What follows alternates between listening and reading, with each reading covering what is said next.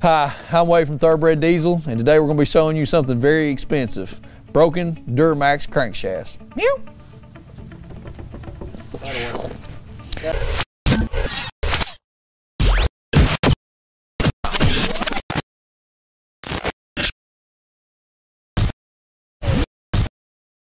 One of Thoroughbred's own, Frenchie, one of our warehouse guys, just bought an LLY truck, 05, I think this truck is, maybe 100 some odd thousand miles on the truck, ZF6 model, regular cab, really pretty truck.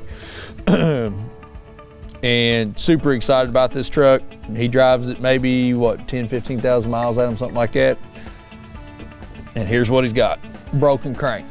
So, in talking with Adam, I think what we're going to do is we're going to do a couple of videos about this.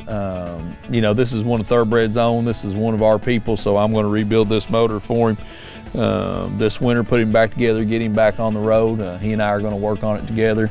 You know, I want to talk to you just a little bit about diagnosing on this. The easiest way to do this, if you think that you have got a Duramax with a broken crankshaft, the best thing to do is just take the serpentine belt off the truck and grab the harmonic balancer and shake it. If you can move it up and down or even in and out is the real sign that, hey, that's a broken crankshaft. If you're just moving it sideways and it's got quite a bit of play in it, not always going to be a broken crankshaft at that point.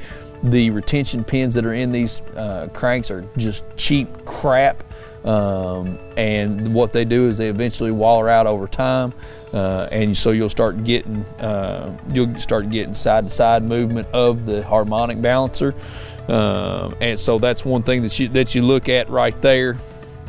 That's an extreme case. Obviously, the bolt is going to hold the harmonic balancer on, but those pins will get warped out over time. So the firing order of a Duramax is 1, 2. So your first two combustion events are on the number 1, number 2 cylinder. That's at the front of the crank. These cranks usually always break at the front journal and just break right off. And it's funny to me. That this happens in the Duramaxes because the 6.2s. The 6.2s were prone to breaking crankshafts. One of GM's first diesel engines, and they broke crankshafts too.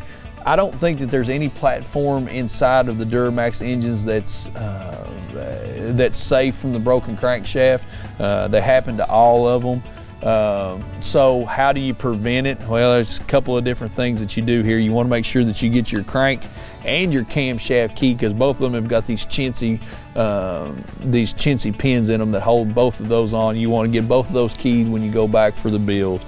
Another thing that you can do is if you're wanting to go get the maximum mileage out of your motor, switch over to a what I'll call odd fire cam. Go to a different firing order on your cam and get tuning to support that, and that's going to get the firing order to, I think it's 1.5 that they go to, so that gets the firing off the 1.2 right here on this front journal and keeps you from having a broken crankshaft.